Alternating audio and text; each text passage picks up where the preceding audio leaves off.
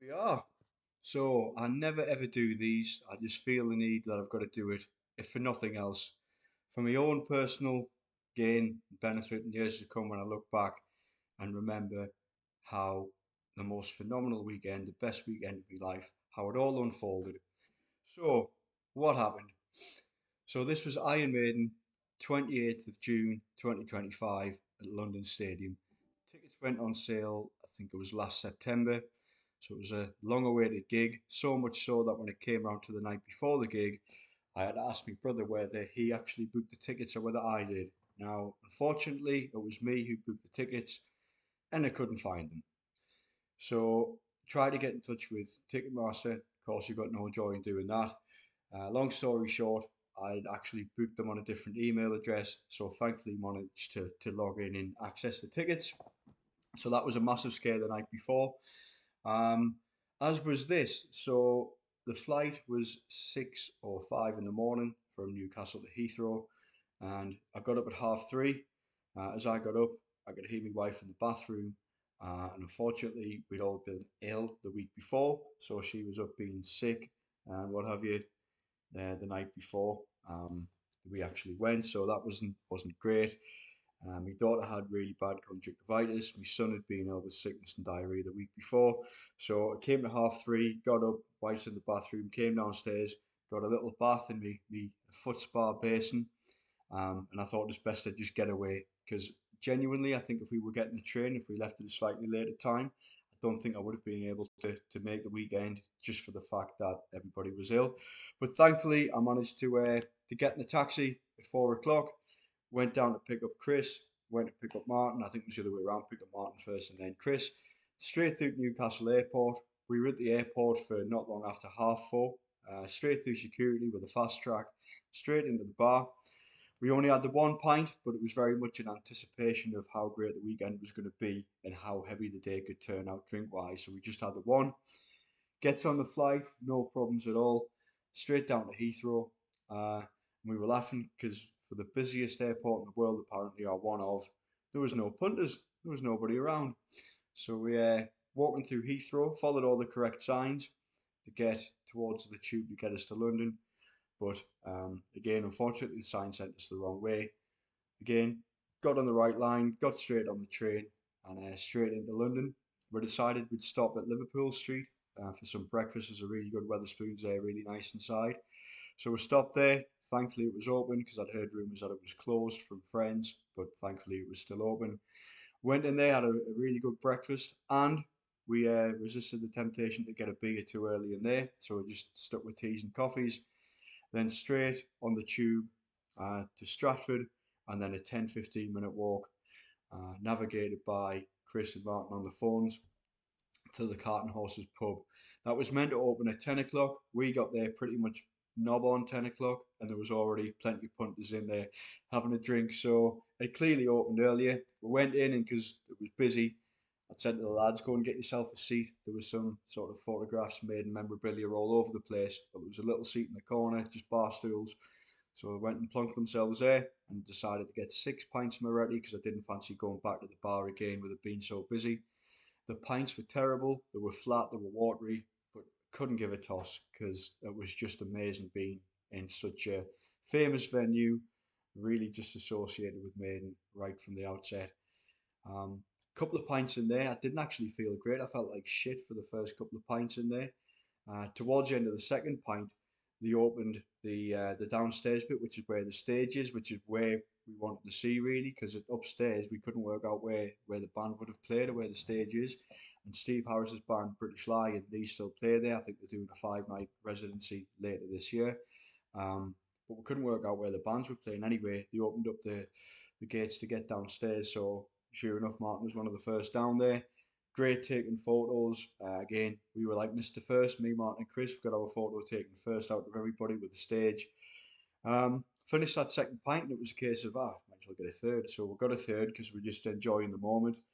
Uh, and then we had a good laugh about Steve Harris. He's vocal on Killers. He's higher harmony than Bruce on Killers. So we had a really good laugh about that.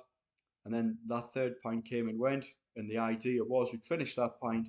We were only going to have 2 pints, go to the digs, check in because we paid for early check in, get our heads down for an hour, get showered, come back out, and really go for it and enjoy the night. We're having such a good time in the cart and horses, we decided to have a third pint in there. And then once you've had three, you might as well have four. So we had four, and then decided it was best to leave. So we left there, got to the digs about 20 past 1. As we were checking in, there was another couple who were already, and with a little girl, who were going into our room. So it was like, what's going on here? Turns out they'd left their luggage in our room. So that would have been interesting because had we checked in at 1 o'clock, would have been tossing their bags outside. But it was all polite and everything was fine. Um, Straight into bed pretty much. We tried to get. It was a boiling hot day, absolutely boiling hot. Must have been what, 30 degrees. That's no exaggeration. Must have been at least 30 degrees. It was boiling in the room when we checked in. There was a fan just blowing a breeze across the room. So we got what, probably 20 minutes, half an hour sleep. Straight up. Uh, Got showered, had a tin in the room, and by this time it was after 3 o'clock, so it was a case of, right, let's get on the tube and let's get to Stratford and let's get towards the stadium. Exactly what we'd done again, massive anticipation for how great the gig was going to be, a bit of apprehension as well around whether Simon Dawson, the new drummer, would be any good, and I'll come on to that later on. Uh, so we were sort of discussing, contemplating, were they going to play too slow? Was it going to be a bit of a laboured performance? Was it going to be rubbish? What songs were going to really look forward to and which ones would stand out? So we get to Stratford and there's just honestly seas and seas of Maiden fans. And you can see everyone's going to the first couple of bars, as you would do, but said to the boys, we're at least a mile walked towards the stadium. Let's get closer to the stadium. There's got to be bars that are quieter than what these are. Seeing some of them had queues right out the door. I was don't really want to stand in queue. With that, we'd walk probably another 500-600 yards, and no word of a lie, this fella who looked like Lee Harvey Oswald jumps out to us and says, "Lads, do you want a beer?" And I could see he had one of those sort of self-standing beer pumps just at the edge of his restaurant. It's like, yeah, of course, we'll have some of those. And they were Japanese premium lagers, so we didn't know how strong they were. So of course we just bought them anyway. Got stuck in, got a couple of pints. Martin went back to get the next ones and asked the guy how strong they were, to which he replied 4.5%. So that's right up our street. Happy with that. Not too strong, but not piss water either. So we stood there just watching, say, the sea of Maiden fans. That was just endless, and this was for a good couple of hours. We were then discussing what time we were going to go into the venue. Uh, Me personally, I wanted to go in with enough time to just soak up the atmosphere of being on the stadium gig, given the fact it was Maiden's homecoming, given the fact they've only ever done 2 UK stadium gigs, for which we've been to both. The first was in Twickenham, funnily enough, 17 years to the day today. That was brilliant. But I wanted to just be in for around 6:30. Maiden were coming on at 8:15. I just wanted to go in and soak up that atmosphere. I think Martin wanted to do the same. Chris wasn't too fussed on watching the support, but neither was I. But it wasn't about that for me. It was more around being in the venue and just enjoying that moment, I suppose, and the anticipation. So sure enough, we had a few more pints. Probably had 5 or 6 at that Japanese beer pump. Went down to the ground. Gets in. In the ground, it was Brewdog Lager. I think it's called Best Lager. It was a bit of a taste change from having these Japanese premiums to this more like an IPA type lager. I think the Brewdog stuff was, but you don't give a shit. You're in there and you're drinking anyway. So we had a couple in the ground there, and there was actually people with lager printed on the backs with big lager pumps coming around and just serving from tins, serving them into your plastic pots. So plenty of those. Went and got a hot dog for the boys. We were getting a bit hungry. They went to give us 3 of the most crap plain hot dogs. I was like, no, no, pal, give us hot dogs with everything on. So he did, to the tune of 38 quid. So that made us laugh a little bit, made us cry. So went back to the boys. By this time, Hailstorm are on, and honestly, Hailstorm, I've never heard of them before. I thought they were absolutely brilliant. The singer, what an incredible voice, brilliant guitarist, great stage presence. Wasn't awed by the overall by the stage at all. Again, by this time there must have been, I reckon, sort of 50,000 people watching them at this point. absolutely phenomenal. Me and my brother have got a bit carried away with a few comments. She wore a choice outfit. You could see her treble clef, so that was worth the entrance fee. But genuinely, they were really good, really good. They finished, and then it was again build up to maiden that were coming on a quarter past eight. Uh, Doctor belts out. I think we've got some footage somewhere. Absolutely brilliant again. Just that rush before maiden come on.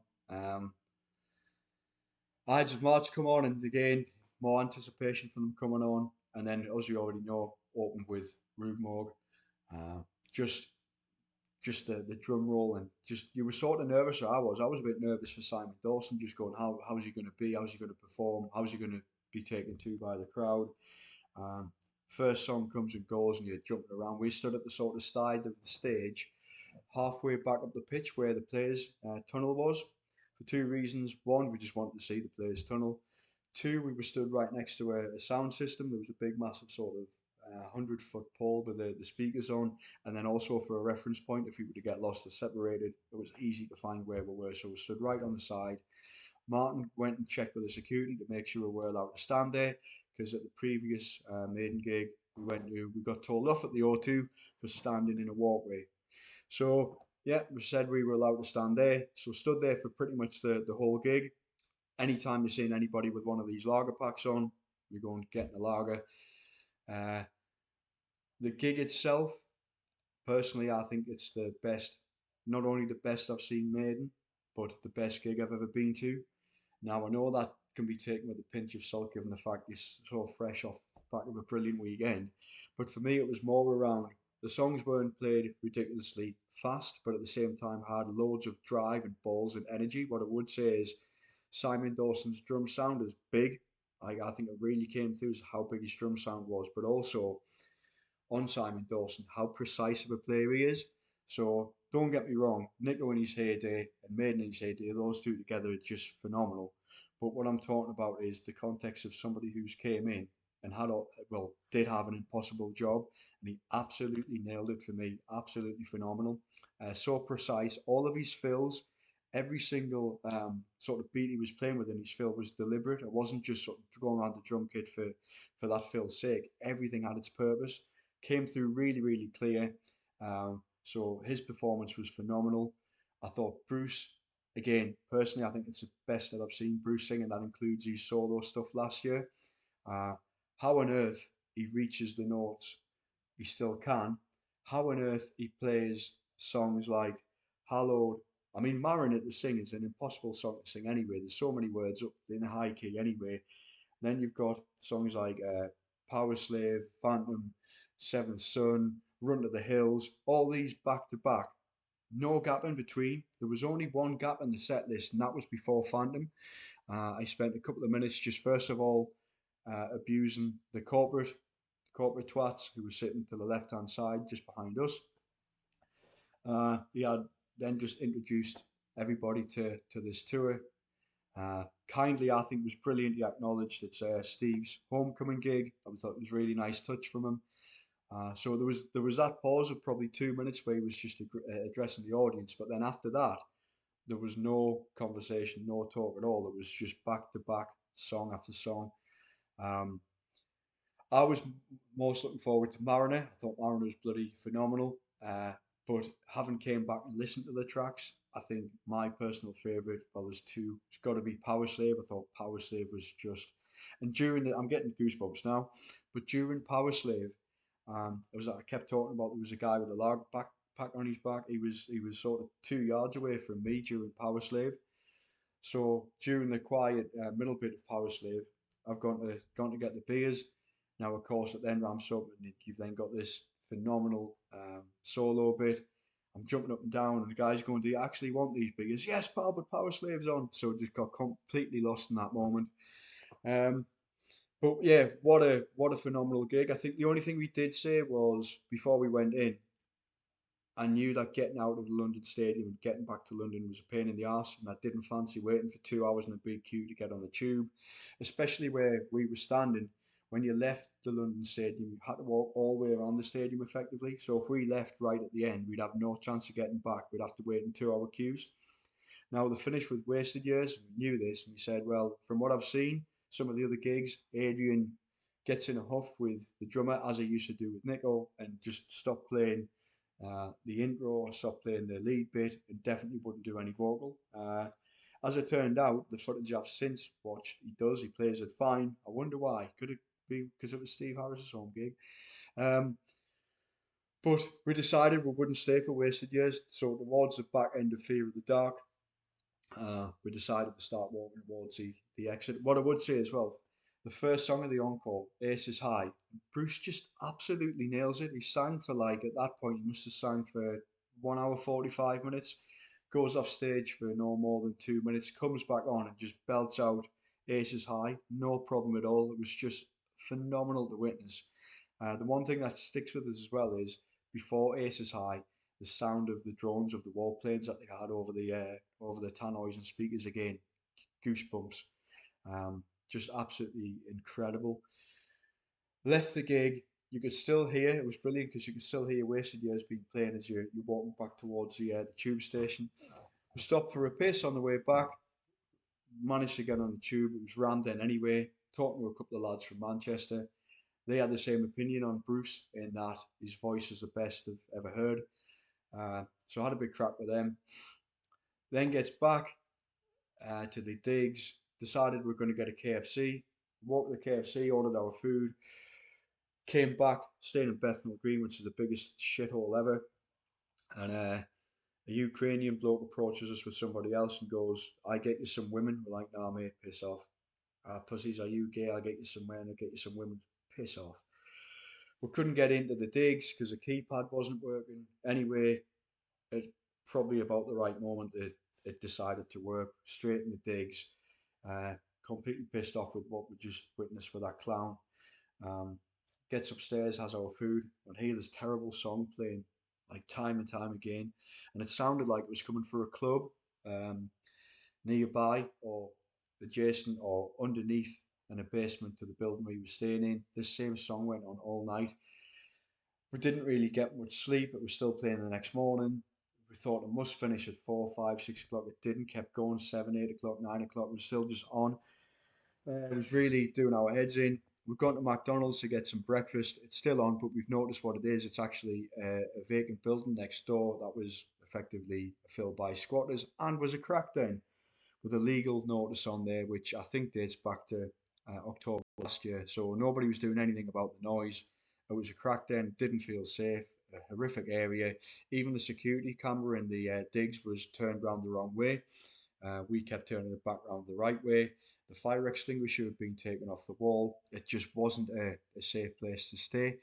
Um, so after breakfast, we decided rather than stay till the late checkout time 1 o'clock, we decided we were just gonna get on the uh, get on the anal lube, as I say, and get down to Liverpool Street. I said to the boys at this time, it's a weekend, Liverpool Street, all business area. It'll all be quiet, some nice buildings around there. We'll walk down the river, down the South Bank, and we'll go and have a look at what I was calling Brave New World Bridge. So sure enough, we've done that. We went into Liverpool Street, had a nice walk round, game of cricket. There was some lovely dollies kicking about, a few fours, a few sixes, a few quick singles, so a few off the hip. So that was really good. Just nice to be in a lovely area after being in such a shithole such as Bethnal Green.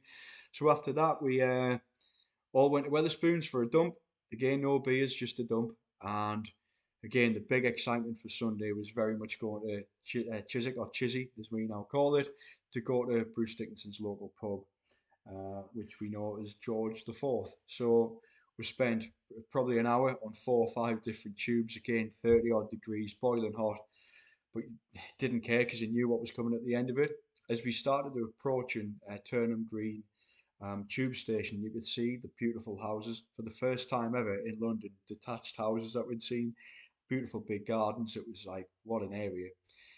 Gets off the tube. The idea was we were going to then get the tube for half an hour from Turnham Green up to Heathrow after we had a few pints, but decided we best check that you could do that.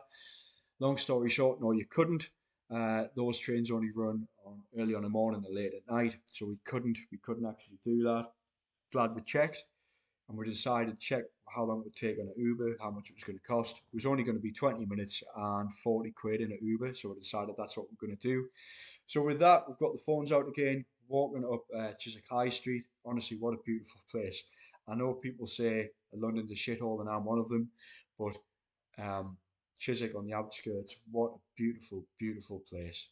Lovely little street of cafes, bars, and then you get to the main high street where George IV is. Even had a Waterstones on the high street. That's how nice of an area it is. So we've gone straight into the George IV, walked in. There was a couple of people just sitting, gone straight to the bar. You've seen what beers they do. One thing that struck you straight away was one, it was boiling hot day and they had the aircon on. It was bloody lovely. And it was just a beautiful setting. I think they had a couple of settees where I think Bruce would sit. I'll come on to that in a second. There was a badger on the wall, which is fitting for my stepdad, Badger. And then we've walked down to see the do Peroni. Oh, 3 Peroni, please, mate. And Martin and Chris have got the maiden shirts on. The barman said, "Oh, is the gig tonight or was it last night?" "Oh yeah, it was last night."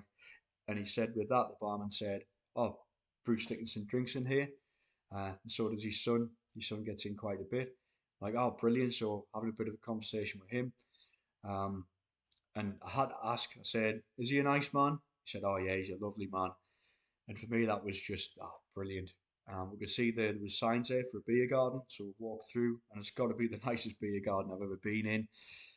Pretty much all the seats were taken, but everyone was so quiet and friendly and polite. It was just a lovely place. You didn't want to go in and start getting a bit leery. It was just sitting there going, "What a lovely place this is." Sunday afternoon, 12 o'clock. I'd say a few people in, but it wasn't leery at all. It was just nice and so relaxing. So we had a few Peronis in there. We had to drop ourselves down onto Amstel because we were getting a bit pissed. Just dissecting the gig really and the whole weekend. Just phenomenal being in there. But we're going to go to another one of Brucey's pubs at George in Devonshire, but that was right on the corner near a road. I said we might as well just stay in here. It's lovely in the beer garden. We had a burger in there, a Brucey burger, a few more pints. I think we did actually leave to go towards the George and Devonshire, then just decided let's just go back. So I went back, and this time moving away from the flat at Amstel and back onto the Peroni, getting a bit more pissed by this point. Um, but yeah, just beautiful in that bar. Just missed going to that bar so much. It was absolutely incredible. Martin and Chris got talking to these two lads while I went for a piss and was ordering the food. And this might give you an indication of how nice of area we were in. Because they were talking about Brucey and said, "Oh yes, we talk to him when he comes in here." And one of them was saying it was his first maiden gig and said, "Oh, he's very sprightly. Bruce is very sprightly for an old man." So yes, the use of the word sprightly made us laugh. Um, but with that, yeah, a few more pints and booked the taxi. We left, I think, at 6:30. Our flight back was, I think, 9:45, 10 to 9. Straight to Heathrow Airport, only took 20 minutes. Straight through security, literally no punters. Security, there was nobody there. So straight through the airport in like less than 5 minutes. From getting into the airport to getting to a bar was 5 minutes. We had to sit round this big sort of restaurant type table where the bar was plonked in the middle. So we had a few Heineken there, and then it was time to get on the plane. But me and Martin by this point were just laughing our tits off. Then on the plane, Martin decided he's going to do impressions of Adrian Smith. Honestly, I was no good on the plane, completely cracked up. He's then moved on from Adrian Smith, pause, doing impressions of him. And Adrian Smith often pauses when he talks, but Martin was introducing the pause. So he would go something like, "Yeah, great gig last night. There was 75,000 fans there." Pause. We played really well. So Martin was just introducing the pause, and I'm decked on the plane laughing at this. Then he decides to be Dave Murray, and honestly, the campus voice in the world, but fucking brilliant.